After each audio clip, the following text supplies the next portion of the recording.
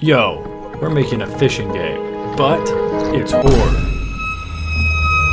As of right now, we have 3 game dev noobs and 2 months of development time, and the game is finally starting to resemble an actual game. The general game concept goes a little something like this. The setting is an isolated valley in the mountains where you wake up in an old abandoned cabin with just a few fishing poles. You need to gather bait, go fishing, and keep feeding an ever-hungry creature. If this creature gets too hungry, then the players may be on the menu instead of the fish. So the whole concept is to catch enough fish to satiate the beast day after day. The game is called Gone Fishing.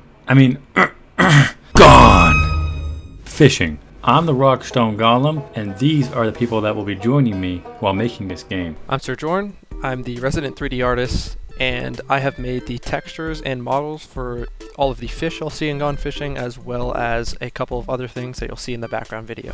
So far in Gone Fishing, we have an almost done prototype that's almost ready to be play tested. Let me go ahead and show you what I've personally been working on. The first thing I started working on was the fishing system, because it's a fishing game. It's pretty important to have this be polished and really nice and smooth because players will be spending a majority of their time fishing. So far I've added a rod, which bends and sways depending on which direction the bobber is to the player and the force of the fish. I then added the bobber, which started off as this big yellow ball and then ended up as the small classic red and white bobber. This bobber will get pulled around in the direction of the fish as the fish applies force to the bobber. Depending on the strength of the fish, the bobber will move at a different speed.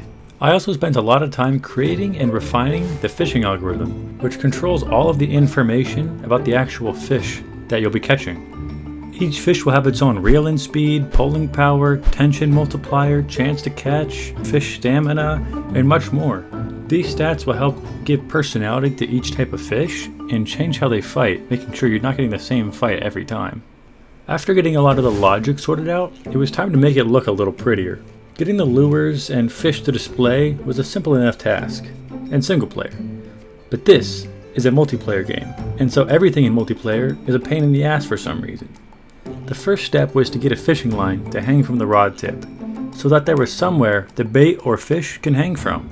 In order to do this, I use a physics-based system where this ball is hanging from another ball. Then I just hid the balls in the game and attached the fish or bait actor to the hanging ball and connected them with a cable. With this current system, each fish will have its own different weight depending on certain factors like depth and bait score. Even when these fish are dropped, they're going to keep their size so you can show them off to your friends. The physics are sometimes a little janky on these, but after hours of trying to get the right settings, it looks somewhat decent. After getting these visuals, I added some casting animations, and that was basically it for the fishing system. Then I decided to add a bait gathering mechanism.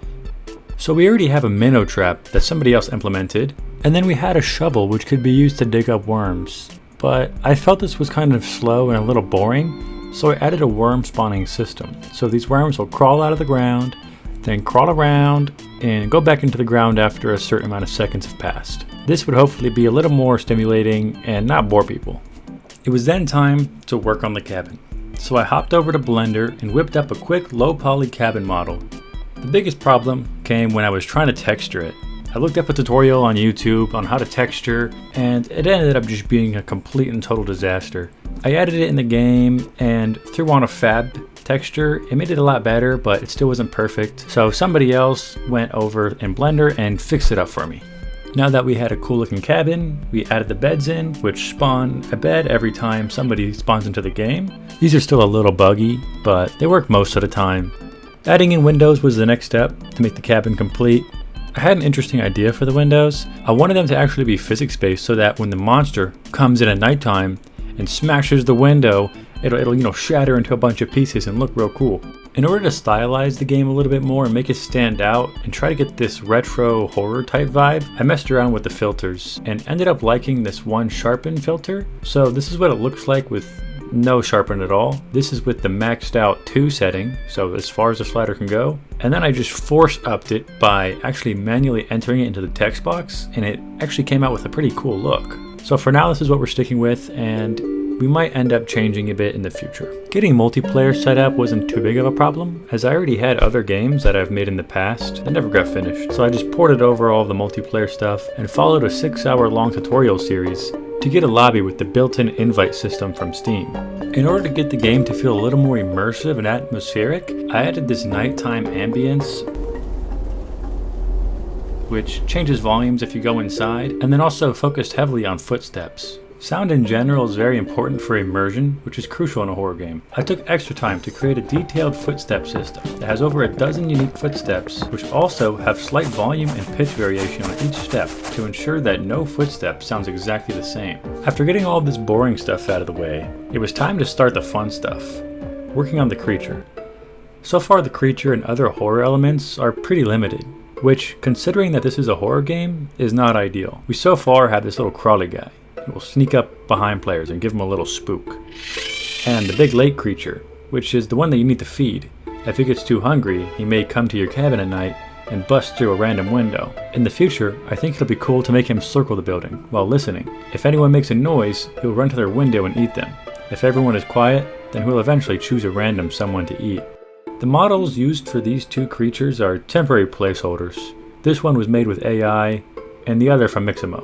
The last things I added was this cool 3D main menu screen, and possibly the most important feature of all, this loading screen masterpiece. So every time I load into the project, it can be fully inspired. Warning, this was my first time using Unreal Engine.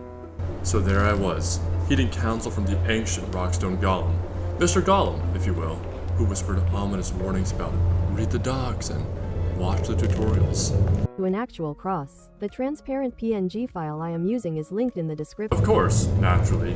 I ignored every word because, seriously, who needs tutorials when all I have to do is slam a bunch of rectangles and spheres together in Unreal Engine? Wait! I mean, come on, man. What are we doing here? Oh my god, bro. Oh, hell no. Gander here. You can see fish vibrating with life in their natural habitat. Even a wild alligator found himself in the tropical oasis. After spending many of hours on the fish, I came to the realization that they just aren't possible. I mean, if they were, Fortnite would have them. Now that the fish were perfected, we needed a way to put these fish into your pockets. How was I going to do that? Well, by simply creating my own inventory system from scratch. After simply borrowing Lethal Company's inventory system, we now have a fully replicated inventory system and bait and inventory lure system that allows players to store items and bait of their choice. The bait and lure inventory is clearly a work in progress, as you might be able to tell, but the idea is to go for more of a physicalized inventory like the game The Forest has. Now that both the fish and inventory system have been conquered and are most certainly bug-free, it was time to move on to boats. My first question was, who will create these boat models? Me or my credit card? So I bought this boat pack. After I parted ways with my money, I came to the realization, hold up man, this shit doesn't work at all, bruh. Don't get me wrong, the boats were nice and the physics were pretty cool, but I mean, I couldn't get in the boat, my boy was invisible when he got in the boat, it was destroying the character to get in and out of the boat, it was a bit of a disaster. Not only was the boat not exactly in functional form, it certainly didn't work for multiplayer at all, so getting it to work and then also making the replication work properly was going to be quite the tall task. To emphasize how bad of a time I had doing these boats, I opened up Unity and began rewriting the entire, and just like that we now have boats.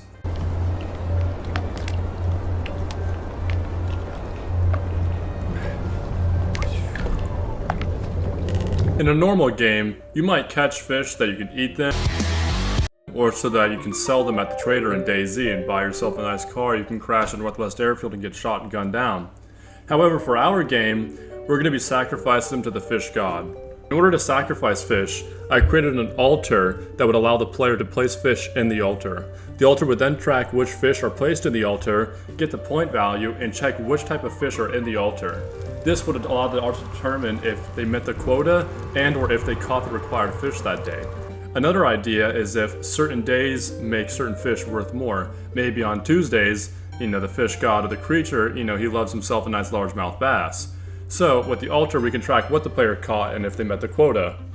In order to tell the player if they met the quota or not, or what sort of fish, met the criteria, we use fire. If they place the fish in and it has the standard value, we're going to make the fire red.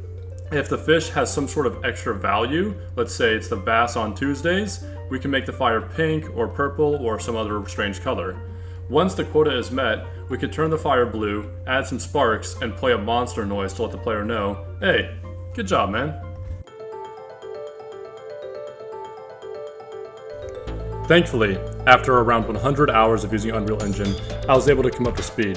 Within a week, I was able to get the altar in a working state, implement a drowning and respawning system, implement caves, a proper weather system synced to the day-night cycle, fix the sleep system, rewrite the boat physics, and much, much more. Going forward, I'm going to polish the altar system, add more jump scares, and other related horror elements. The goal going forward is to polish what we have and expand on the horror elements. We have our core gameplay loop of catching fish, sacrificing them, and praying the creature does not kill you at night. With the necessary polish, we can create an enjoyable multiplayer experience.